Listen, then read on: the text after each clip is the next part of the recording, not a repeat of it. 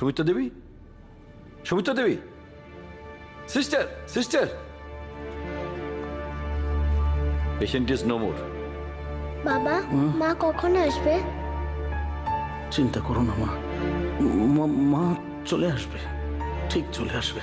ডাক্তারবাবু, মনে হচ্ছে এই বাচ্চাটাও বেঁচে নেই। হ্যাঁ? হ্যাঁ। ও মাই গড। ওই তো।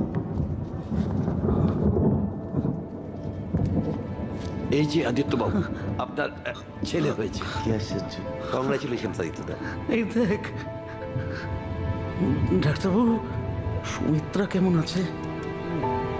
আমি তো আপনাকে আগেই বলেছিলাম যে আপনার ওয়াইফের কেসটা খুব কমপ্লিকেটেড ছিল।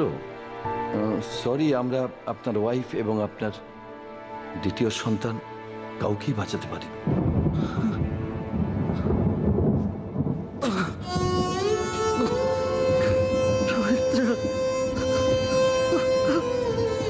অরুণিমা, তোমার বাবা তো খুব ভেঙে পড়েছে। তোমার এই ছোট্ট ভাইটাকে তোমাকেই আগলে রাখতে হবে, পারবে না? হ্যাঁ, পারবো। আপনাকে কয়েকটা পেপার একটু সাইন করতে হবে। বাবা।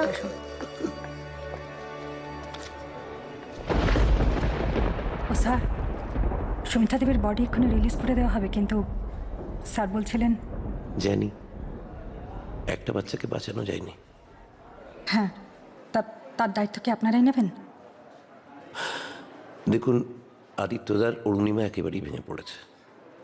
এই অবস্থায় আর ওদের নতুন করে কষ্ট দিতে চাই না। আপনারা যদি কোনো একটা ব্যবস্থা করে দিতে পারেন তাহলে খুব ভালো হয়। ওকে স্যার, আপনাকে তাহলে কিছু পেপারে সাইন করতে হবে। আপনার পেনটা দাও স্যার, এখানে একটু সাইন করে দেবেন।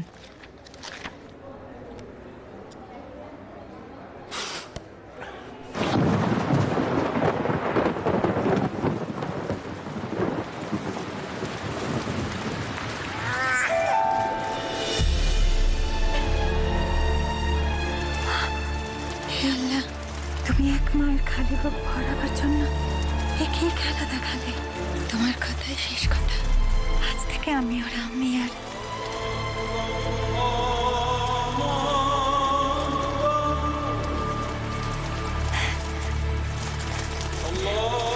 আরো আমার আছেন, আমার আছেন। বাঁচান।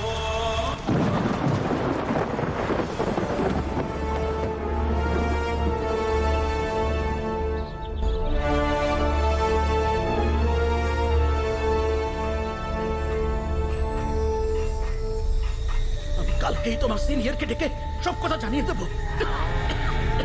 আমি বেঁচে থাকতে আমার উজানের কেউ কোনো ক্ষতি করতে পারবে না। তুমি তুমি এই বাড়ির জামাই হয়ে ও, এই, ওটা নিচ্ছ কেন? জন জামাই ভাগনা, তিন না হয় আপনা। এতদিনে এই কথাটাও জানতেন না স্যার? Scoundrel! দাও ওটা আমাকে।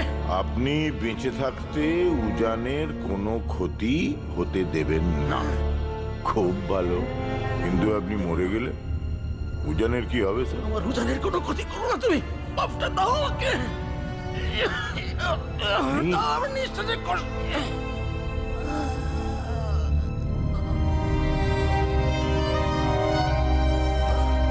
বাবা বাবা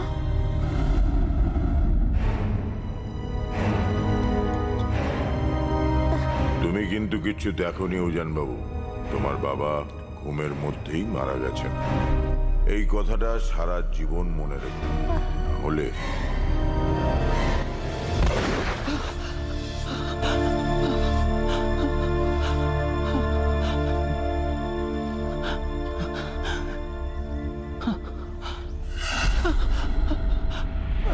কি হয়েছে?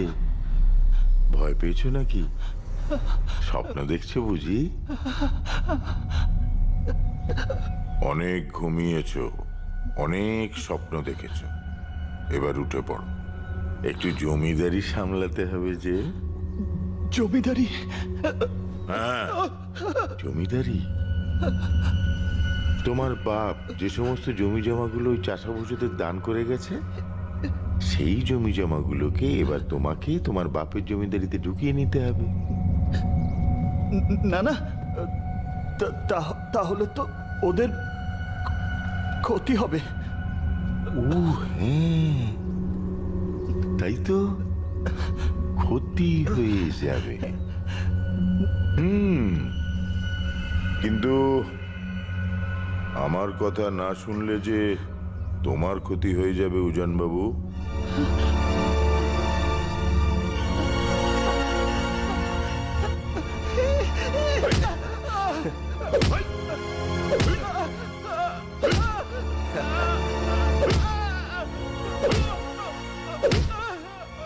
পুলিশের চাকরি আমি ছেড়ে দিয়েছি, কিন্তু ঠান্ডা করার জন্য ডান্ডাটা রেখে দিয়েছি। তুমি তো জানো উজান বাবু, না শুনতে আমি ভালোবাসি না। ভালোবাসি না, ভালোবাসি না। বাবা বাবা জানমুখকে মেরো না বাবা। এই শোন এখান থেকে। জানমুখকে মেরো না বাবা। আচ্ছা মেরো না। ওকে মেরো না। ও তোমার সব কথা শুনবে। না না, ওকে মেরো না, ওকে মেরো না। এই শালা! মা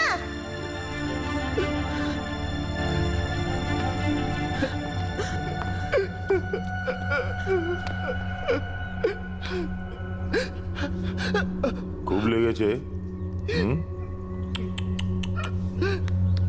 শোন, আজকে কুসুমপুরের চাষিরা আসবে।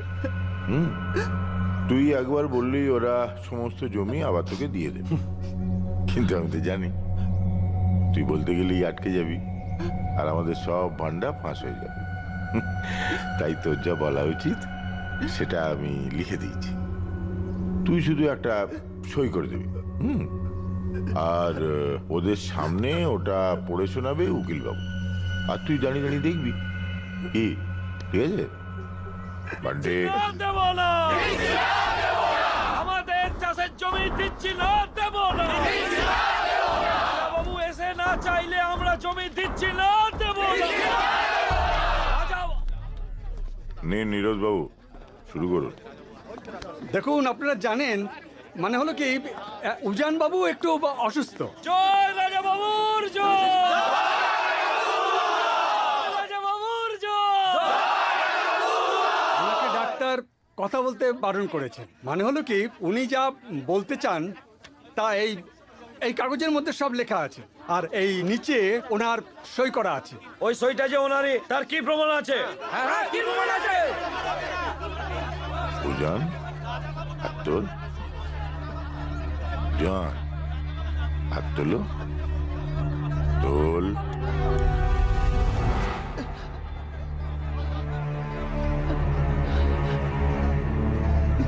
জয় রাজা বাবুর জয়। ওনার সই একদম অরিজিনাল। এই চিঠিতে লেখা আছে, আমি শ্রী উজান চৌধুরী কুসুমপুর গ্রামবাসীকে জানাচ্ছি, এই গ্রামে কুইন ফিশার যে বিয়ার শিল্প তৈরি করতে যাচ্ছে তাতে আমি সম্মত, কারণ এতে গ্রামের মানুষের উপকার হবে, তারা চাকরি পাবে। আমি সকল গ্রামবাসীকে জানাই, আমার পিতা শ্রী আদিত্য চৌধুরী যাদের জমি দান করেছিলেন তারা যেন জমির দলিল ফেরত দেয়, কারণ ওই জমিতেই শিল্প হবে এবং তাদের অন্য জমির ব্যবস্থা পরে করা হবে। নমস্কারান্তে শ্রী উজান চৌধুরী। এই, রাজা বাবু যখন বলেছেন তখন আর কোনো কথা নেই, তাহলে আমরা দলিল জমা দিয়ে দিই।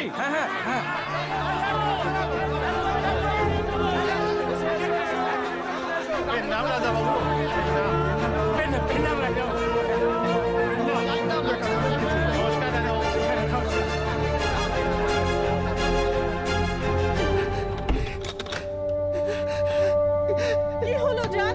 দরজা বন্ধ করলি কেন? দরজা খোল জান, দরজা খোল। জান মামা, ও জান মামা, দরজা খোলো জান মামা। জান দরজা খোল। জান মামা, কি হলো তোর? কি হয়েছে জান মামা? দরজা খোলো। লক্ষ্মী ভাই আমার দরজাটা ও জান খোল। মামা, কি হয়েছে তোমার? দরজা খোল সোনা, লক্ষ্মী সোনা দরজা খোল।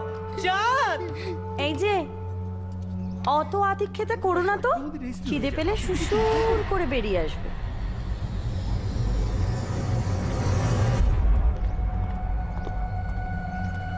এখনো দুপুরের রান্না বসেনি, সুধীর যাবে সদরে। তুমি তো আমার ভাইটাকে চেনো, রেগে গেলে ওর মাথায় কিচ্ছু খেয়াল থাকে না।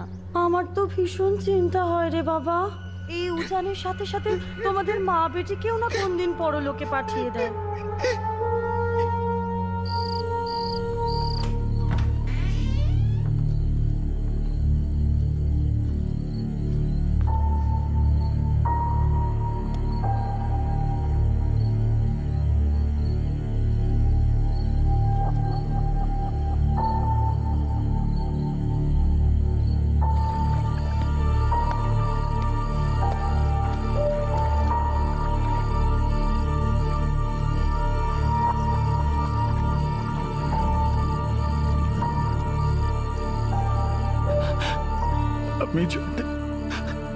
আমি যদি বেঁচে থাকবো, আমার জন্য সবার ক্ষতি হবে, আমার মরে যাওয়াই ভালো।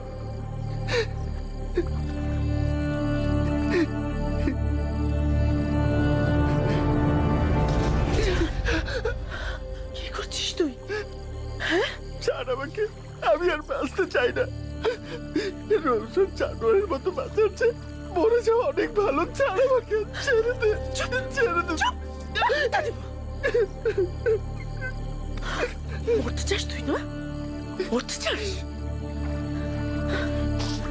ঠিক আছে চল, তোর সাথে আমিও আজকে মরবো। চল। না না, তুই মরে গেলে পিপি কে দেখবে? জান মামা, তুমি মরে গেলে আমিও মরে যাব। না না পিপি, অমন কথা বলে না। তুই মরে গেলে আমাদের কি হবে বল? তুই ছাড়া আমাদের আর কে আছে? একবারও তুই আমাদের কথা ভাবলি না? আমার ভুল হয়ে গেছে রে দিদি ভাই। তুই পিপির মাথায় হাত রেখে দিব্যি করে বল, আর কখনো কোনোদিন আত্মহত্যার কথা ভাববি না। আর কোনোদিনও ভাববো না। সারাদিন পড়ে মার খাবো, তারপরে কোনোদিন পড়ার কথা ভাববো না। মার খেয়ে তুই মরবি না উজান, আর সারা জীবন মারও খাবি। এত বড় পৃথিবীতে কোথাও না কোথাও